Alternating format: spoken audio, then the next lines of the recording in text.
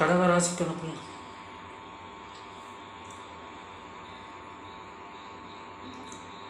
ராசியில் சுக்கிரன் இருக்கிறார்.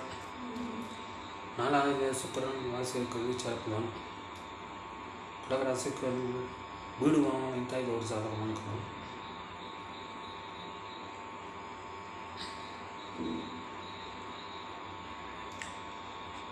ஆனப்பிறகு சுக்கிரன் 2ஆம் இடத்துக்கு உதவுவார்.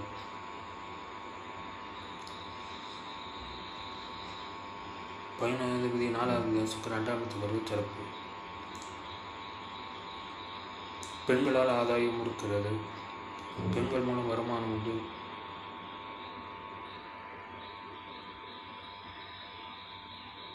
வீடு வண்டி வாகனம் மூலம் வருமானம் இருக்கும். வீடு வண்டி வாகனம் மூலம் வருமானம் இருக்கும். 2ஆம் இடத்தில் சூரியன் ஆட்சியாக இருக்கிறார். கூட பேர் சேர்ந்திருக்கிறார். இது கூடுதல் பலம். கடகராசிக்காரருக்கு பொருளாதாரம் சூப்பராக இருக்கிறது. வருமானம் நன்றாகவே இருக்கும்.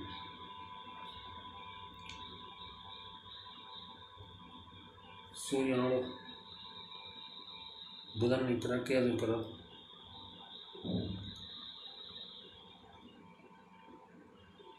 ரெண்டாம் இடத்துக்கு கேது இருக்கிறார். குடும்பத்தில் சில சண்டைகள் இருக்கும். குடும்பத்தோடு சுற்றுலா செல்வீர்கள்.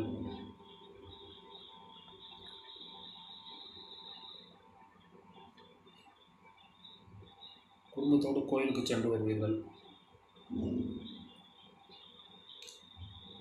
மாதப்பிறப்பதில் புதன் 3ஆம் இடத்துக்கு வந்து விடுவார். 3வது புதன் உச்சமாக இருப்பார். உங்களுக்கு சிறு தூர பயணம், வெளியூர் வெளிநாட்டு பயணங்கள் ஏற்படும்.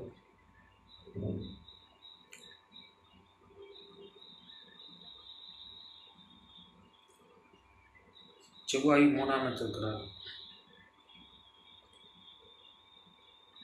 செவ்வாய் தன் சொந்த வீட்டையே பார்க்குறாரு 8ஆம் பார்வையார். 10வது செவ்வாய் 3ஆம் இடத்துக்கு செலுத்துவோம். ஐடி துறைகள் மூலம் நல்ல வருமானம் வரும்.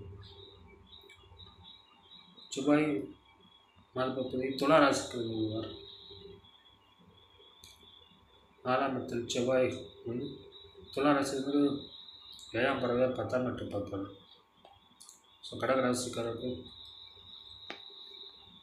இதனால் ஒரு நல்ல பலன்கள் கிடைக்கும். உத்தியோகத்தில் ஏற்றம், வருமானத்தில் ஏற்றம் இருக்கும். ப்ரொமோஷன் கிடைக்கும்.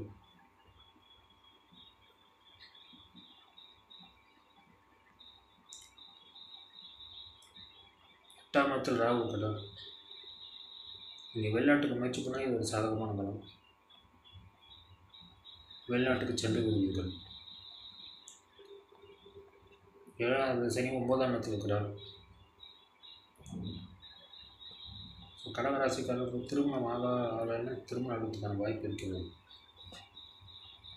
திருமணம் ஆகாதவருக்கு திருமணம் ஆகிறதுக்கான வாய்ப்பு இருக்கிறது.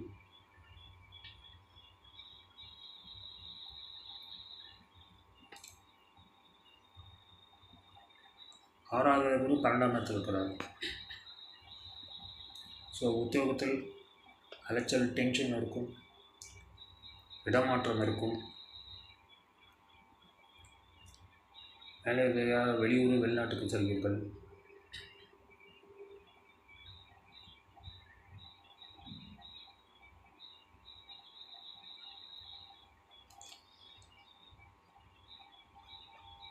உத்தியோகத்தில் கூட மாற்றம் இருக்கும். ஒரு வேலையை விட்டு இன்னொரு வேலை கூட செல்வதற்கான வாய்ப்பு இருக்கிறது. கடன் தேவைப்படுறவங்களுக்கு கடன் கிடைக்கும். கடகராசிக்காரர்கள் இந்த மாதம் சூப்பராகவே இருக்கிறது.